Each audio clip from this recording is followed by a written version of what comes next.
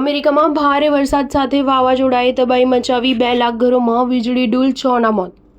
અમેરિકાના સાઉથ અને mid waste વિસ્તારમાં જોરદાર પવન અને વરસાદ સાથે ડઝનબંધ ટોર્નેડો ત્રાટકતા 6ના મોત થયા છે અને ઘણા લોકોએ ઈજાગ્રસ્ત થયા હતા. વાવાઝોડાને કારણે 2 લાખ ઘરોમાંથી વીજળી ગુલ થઈ ગઈ હતી અને સંખ્યાબંધ ઘરોના છાપરા હવામાં ઉડી ગયા હતા.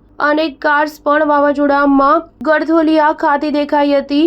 આરાકાનસાસ, ઇલિનોય, ઇન્ડિયાના, મિસુરી અને મિસિસિપી અને તેની પર ડઝનબંધ ટોર્નેડો અને વાવાઝોડું ત્રાટકવાની ચેતવણી જારી કરવામાં આવી હતી. આગામી 4 દિવસમાં સાઉથ અને મિડવેસ્ટ ઇલાકામાં ભારે 12 ઇંચ જેટલો વરસાદ થવાની અને પૂરના પાણી ફરી વળવાની આગાહી નેશનલ વેધર સર્વિસ દ્વારા કરવામાં આવી છે. 30 વર્ષના ઇતિહાસમાં ફૂંકાયેલું આ અભૂતપૂર્વ વાવાઝોડું છે તેમ સ્થાનિકોએ જણાવ્યું હતું.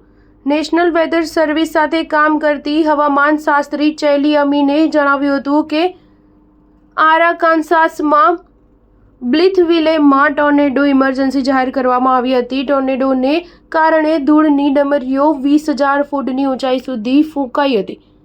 સાંજે આરાકાનસાસમાં બેરિસબર્ગ ખાતે પણ ટોર્નેડો ત્રાટક્યો હતો. ટોર્નેડોને કારણે 22 કાઉન્ટીઓમાં પૂર આવવાને કારણે મોટું નુકસાન થયું હતું અને 4 જણને ઈજા થઈ હતી. કેન્ટુકીમાં જેફરટન સાઉન્ડ ખાતે બુધવારે રાત્રે ટોર્નેડો ત્રાટક્યો હતો.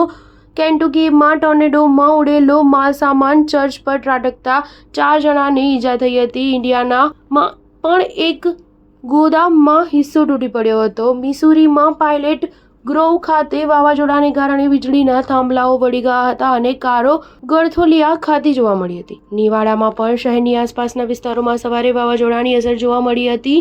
ઓક્લાહોમામાં પણ ઓવાસો શહેરમાં ટોર્નેડો ત્રાટકતા સંખ્યાબંધ ઘરોના છાપરાઓ ઉડી ગયા હતા તથા વીજળીના થાંભલાઓ તથા વૃક્ષો તૂટી પડ્યા. સ્ટાર ન્યૂઝ 7 હંમેશા સચ્ચાઈની સાથે.